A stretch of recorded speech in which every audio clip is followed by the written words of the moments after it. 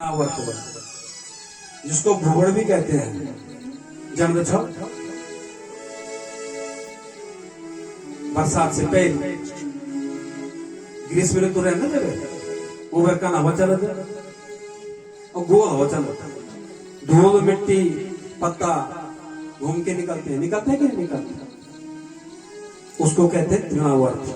अगर उसकी शक्ति ज्यादा उसमें बन गई ना, तो अगर उसके बीच में मकान भी आ जाए या पेड़ भी आ जाए उसको उखाड़ के ले जाता है। इतनी शक्ति उस तृणावर्त में। वो प्रतीक है तृणावर्त राक्षस का।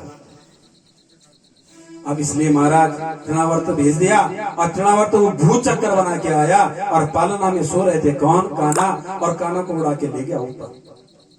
जैसे ही ऊपर ले गए सामने देखा कि कान्हा को उड़ा के तो वहां क्या हो गया? त्राही त्राही, अरे यशोदा मैया, अरे यशोदा मैया। एक भूवड़ जो आया और ये लेके उड़ा के चला गया। किसको? गोविंद को। लेकिन गोविंद ने इस तृणावर्त का भी उद्धार कर दिया महाराज और सुरक्षित फिर पालने पे आ गए। बोले बांके बिहारी लाल की, बाल मुकुंद भगवान की। ये बाल लीलाएं बड़ी सुंदर लीलाएं हैं महाराज। अब तृणावर्त उद्धार हुआ। अब एक दिन क्या कर रहे थे भगवान? मैया के साथ खेल रहे थे और नंद बाबा वहां पूजा कर रहे थे अपनी गौशाला में।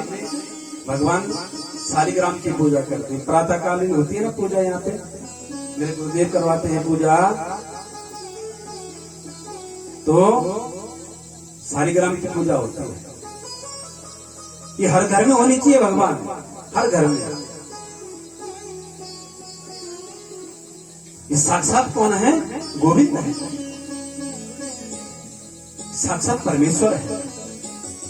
स्नान कराइए, कुछ भोग लगाइए, हर घर में होनी चाहिए। आजकल तो एक प्रचलन ऐसा भी हो गया है कि जहां जाओ और भगवान की डोली लेके चले जाते हैं, कहीं भी निकल जाते हैं। लेकिन ऐसा नहीं है, ऐसा दिखाव करने की जरूरत नहीं है। भगवान जहां तुम्हारे मंदिर पे बैठे हुए हैं ना, बिठा रखे हैं, जहां तुमने प्रतिष्ठित कर रखा है भगवान को, वही रहने दो। श्रद्धा विश्वास से वही फूल अर्पित करो, जल अर्पित करो, दुग्ध दही जो भी है, माखन मिश्री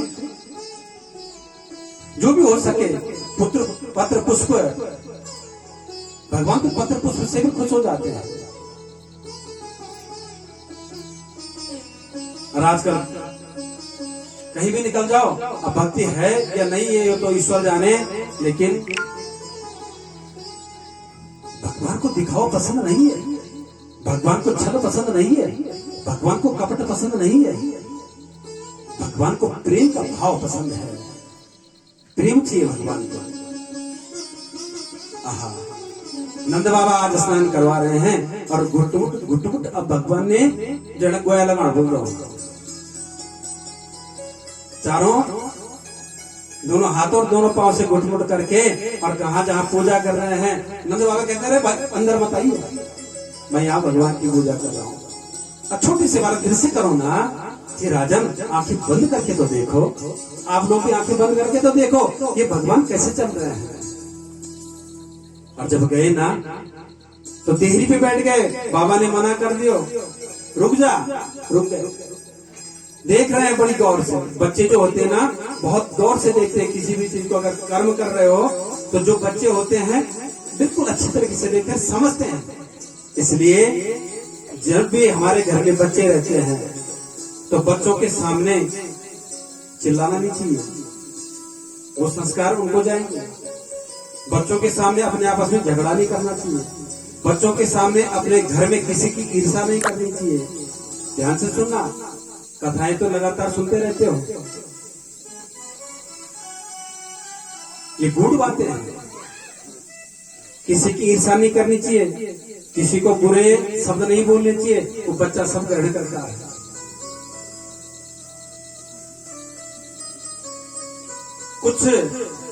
कुछ कर्म जो भी है वो बच्चों के सामने नहीं करना चाहिए।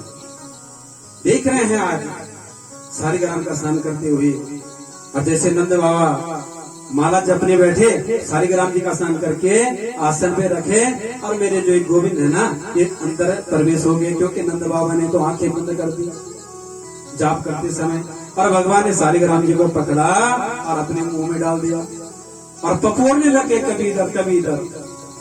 क्यों?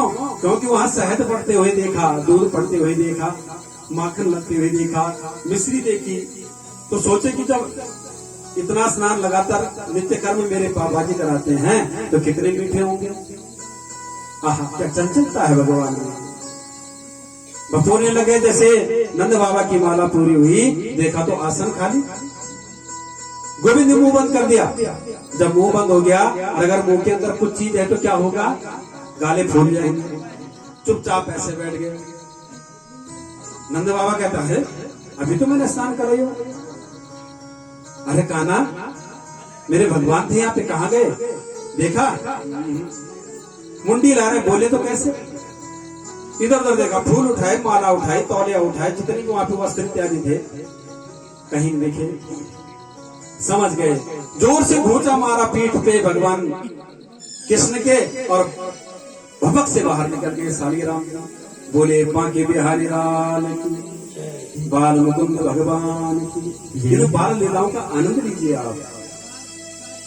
और महाराज जैसे ही बाहर निकले और नंद बाबा ने भगवान को पकड़ा, किसको? सालिग्राम को। और भगवान सोच रहे, देखो मैं साथ खड़ा हूं, बैठा हूं,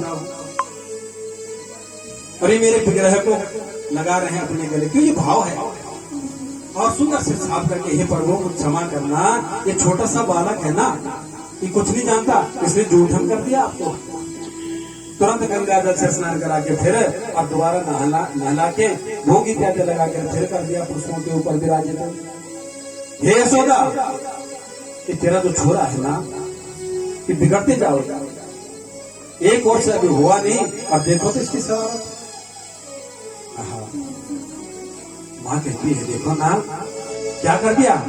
अरे क्या कर दिया मेरे भगवान? मुंह में ले लिया, सुबह से स्नान करवाया, चंदन लगाया, भोग लगाया और जूठन कर दिया उसने। माँ यशोदा कहती, बालक है ना छोटा, समझ जाएगा। आज जब 1 वर्ष के पूर्ण हो गए तो वसुदेव मथुरा में उन्होंने सोचा, एक बालक मेरा 2 वर्ष का हो गया और एक वर्ष का हो गया, लेकिन ऐसे उत्सव मना कि यहाँ नंद बाबा भूल गए कि नामकरण भी करना है, नामकरण ही नहीं किया। आहा, आज मथुरा में वसुदेव कहते हैं कि हे गर्गाचार्य। गर्गाचार्य कौन है? वसुदेव के कुलगुरु। कि कहीं तुम जाके तो याद दिलाओ ना, या तो तुम उनका नामकरण करके आओ। नंद बाबा तो करेंगे नहीं, क्योंकि वहां तो उत्सव चल रहा है। अब गर्गाचार्य कहते हैं कि जाने के लिए तो मैं चला जाऊंगा, लेकिन ये वसुदेव, अब देखो ना, अगर मैं वहां जाऊं और नामकरण कर दूं और अगर कंस को पता चल जाए, विदित हो जाए कि वहां गर्गाचार्य जी नामकरण करने गए थे, तो निश्चित है उसकी जो शंका है, जो उसको संशय है, वो बलवती हो जाएगी। वो समझ आएगा कि वही उनके पुत्र हैं जो 8वां गर्भ है। और फिर दूसरी बात यह है ना कि नंद बाबा जो है उत्सव कराते हैं, खूब धूमधाम से कराते हैं, सबको पता हो जाता है।